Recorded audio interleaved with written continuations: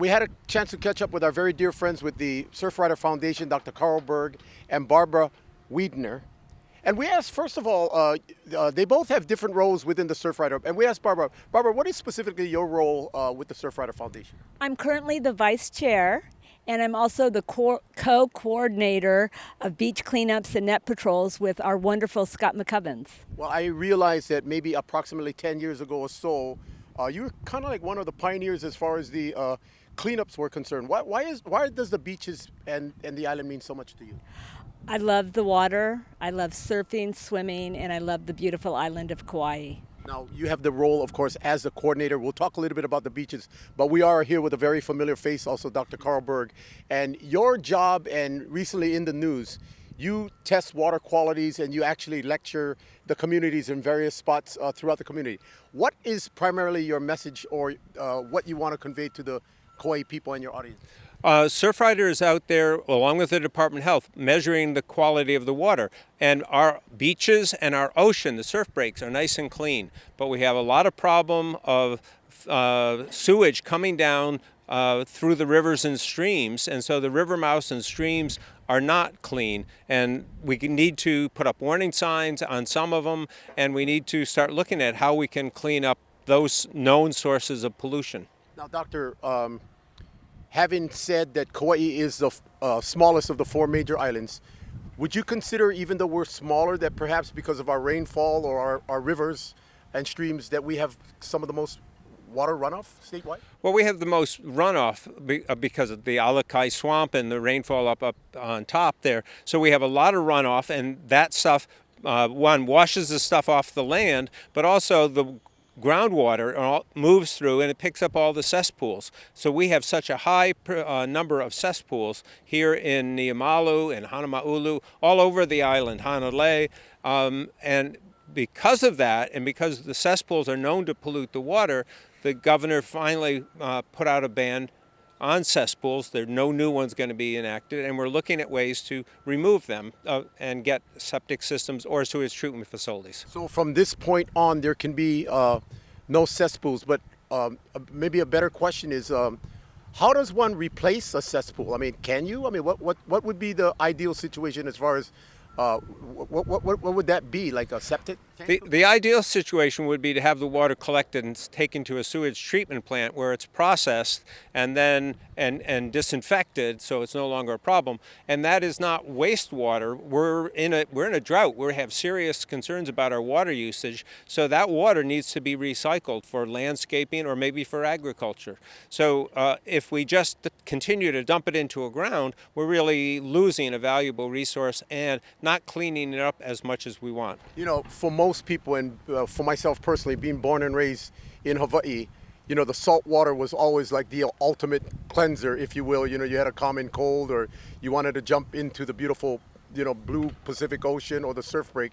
It always seemed like a healing, being a water woman, you know what I'm talking about, like a healing mechanism.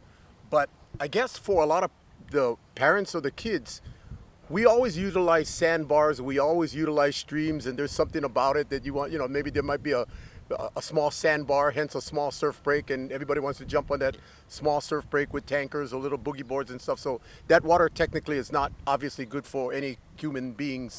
The ocean is nice and clean. You were right, Dickie. The ocean is nice and clean and healing, definitely. And most of our beaches are that way. But where you have streams coming out and that water is murky, then there's a potential for having diseases in there. And the Department of Health issues brown water advisories. They know that if we have a lot of rain and the water comes off the land and it's really brown, they send out advisories and tell you that there could be sewage in it, dead animals in it, chemicals in it, oils in it, and it's really, really bad. So they advise you to stay out.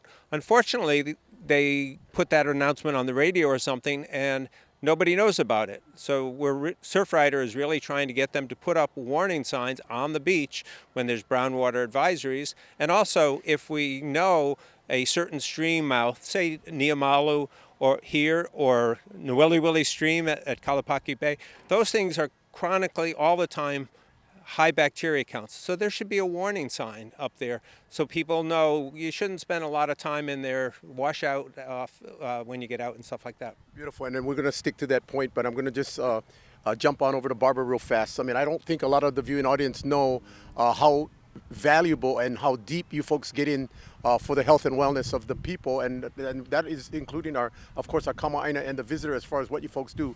But you are one of, like you mentioned, the co-coordinators of many of our beach cleanups, and it's kind of crazy how much opala gets. I would imagine most of them blown in by the trades, but is there any way you can monitor perhaps what is man-made rubbish, pollution, if you will, and what is coming in, blowing in, and what is actually blowing in?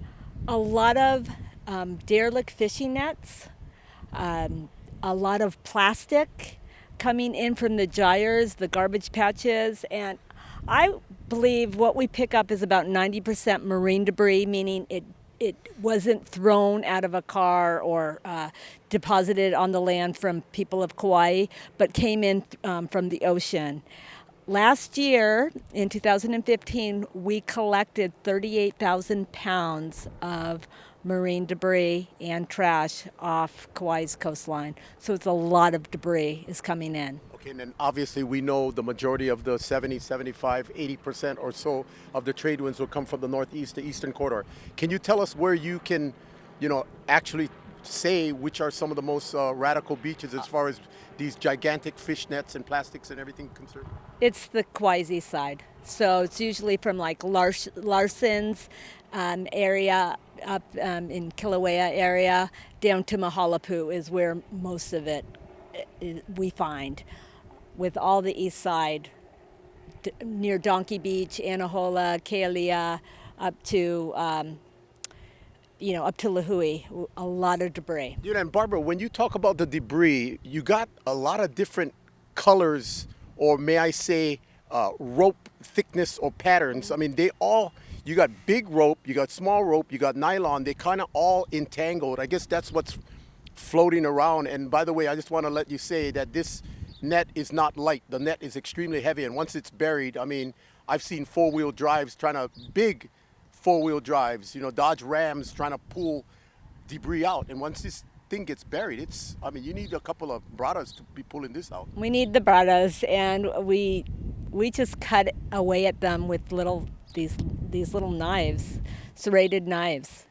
Cut it into small pieces, like any problem in life. It looks so huge and unmanageable, but when you get some friends together and taking it one piece at a time, we can remove it. When you walk, like for example, from Lidgate Park, behind Kahalani, or behind the golf course, or like Kauai, the Kauai Beach Resort, you mentioned a little bit about these tiny broken apart plastics, and I guess we've seen so many albatross or various other types of birds or even fish that eat this. And I guess when they do a little autopsy or cut one open because they're dead, it's very painful to see what was digested or what was trying to be digested as far as they think it was a food source. The plastic is poison to animal life here in Kauai and throughout the world. It's very dangerous.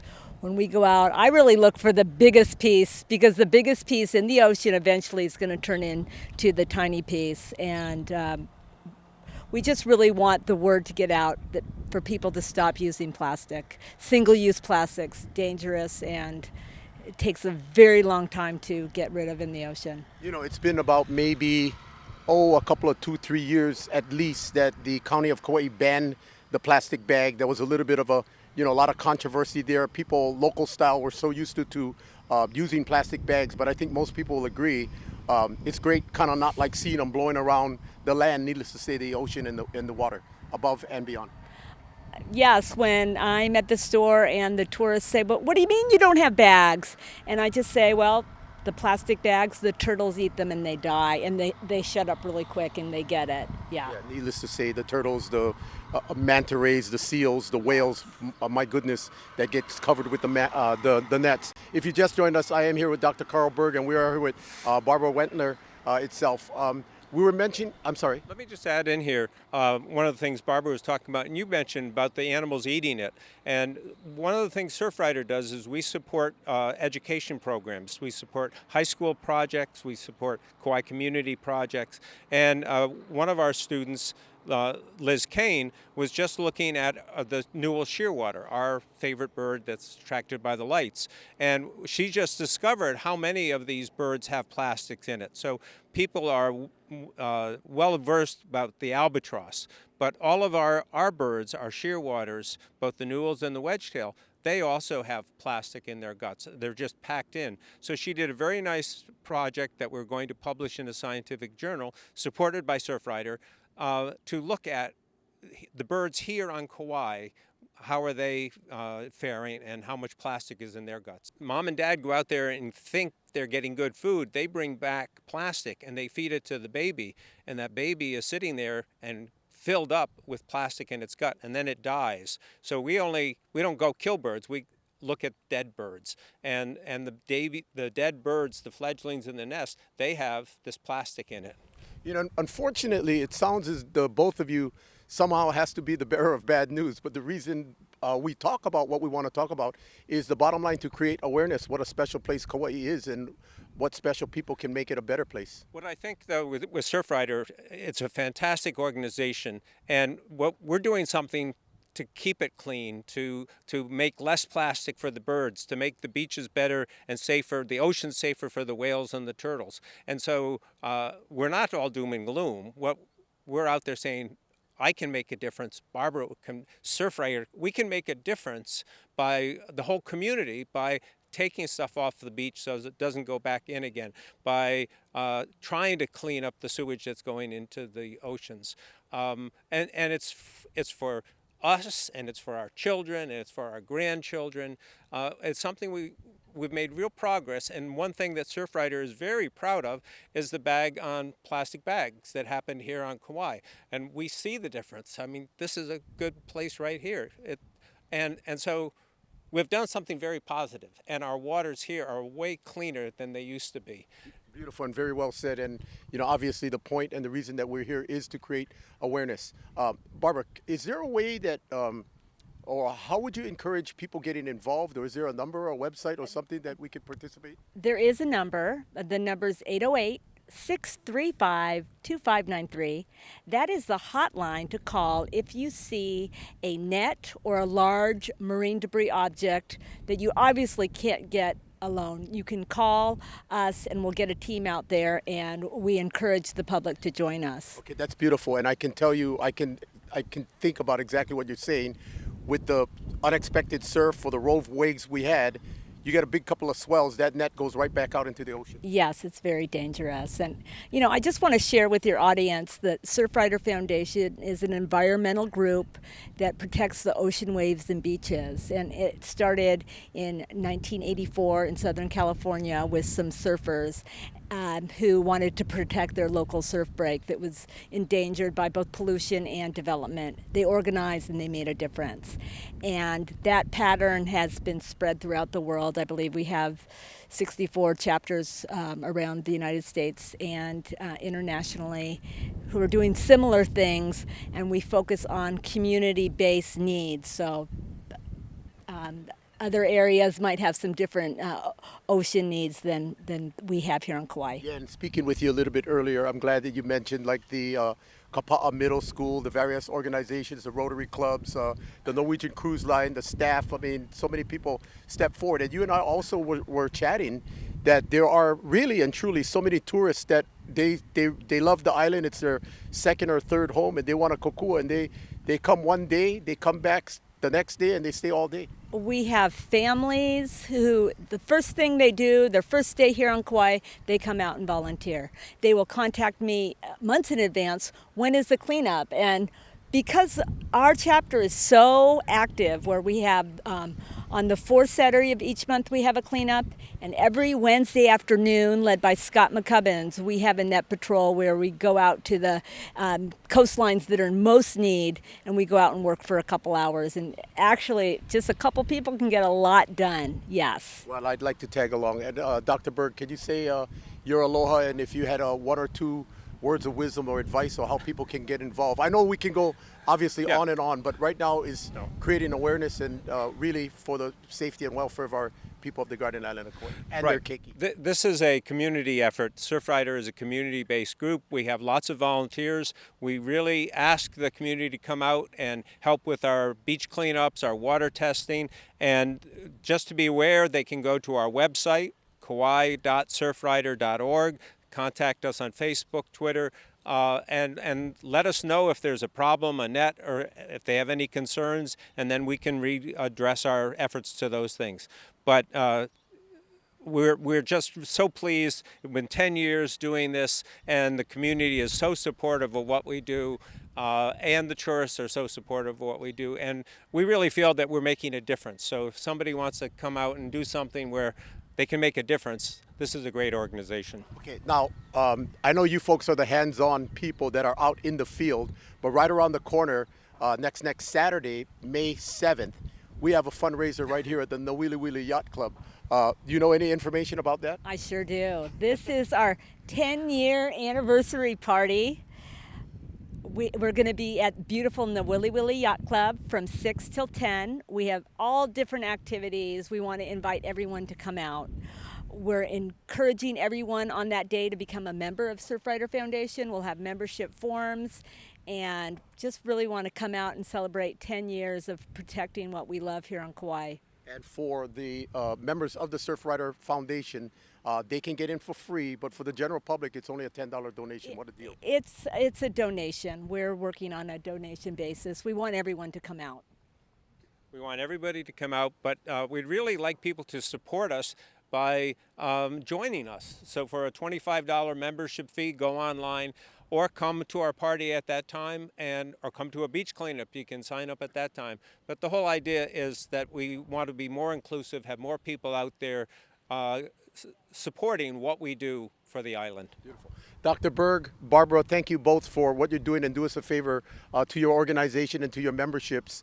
Please let them know on behalf of the people of the island of Kauai. We really appreciate you folks creating awareness and being hands-on, because somebody's got to quote unquote do the dirty work, and I'm glad that you guys are there. But I'll tag along anytime that I have a day off, and we'll bring a bunch of friends and some of the community members and definitely make an announcement. We're gonna have to take a short break. Again, for further information regarding the Surfrider Foundation and or website and information for the party, can you once again let us know?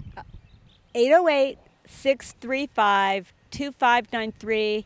There's a volunteer opportunity for everyone. No matter if you have physical limitations or not, we've got lots of opportunities to help out with our efforts. Thank you. Come to the party on May 7th.